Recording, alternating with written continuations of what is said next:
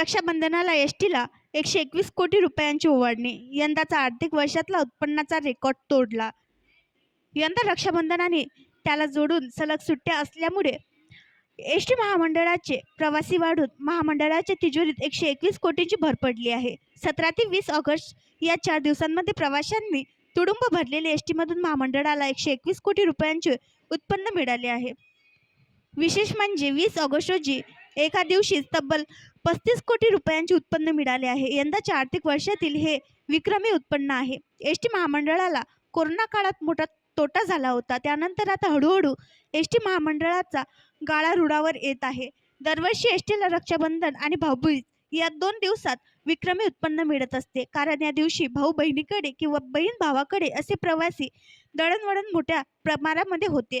परिणामी गेली कित्येक वर्षे रक्षाबंधनच्या दिवशी एसटीला त्या वर्षातील विक्रमी उत्पन्न मिळत आले आहे. यंदा रक्षाबंधन आणि त्याच्या दुसऱ्या दिवशी एसटीला प्रवाशांची प्रचंड गर्दी झाली होती.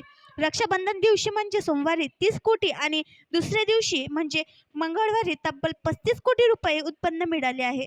एसटी कर्मचाऱ्यांचे आभार. या 2 दिवसात 1,06,00,000 प्रवाशांनी एसटीमधून प्रवास केला आहे. त्यामध्ये महिला प्रवाशांची संख्या तब्बल 50 लाख आहे.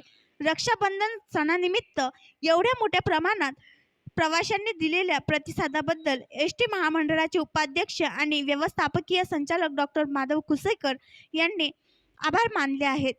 घरी सण असून देखील कर्तव्याला प्राधान्य देत विक्रमी उत्पन्न आणणाऱ्या एसटी कर्मचाऱ्यांचे हार्दिक अभिनंदन केले आहे. एसटी महामंडळाला आता दररोज 13 ते 16 लाखांचे उत्पन्न मिळत आहे. कोरोना काळापूर्वी एसटीला दररोज 22 कोटी उत्पन्न मिळत होते. आणखी नवीन व्हिडिओ पाहण्यासाठी आमच्या देशमुख एक्सप्रेस न्यूज चॅनलला सबस्क्राईब करा, लाईक करा आणि शेअर करा.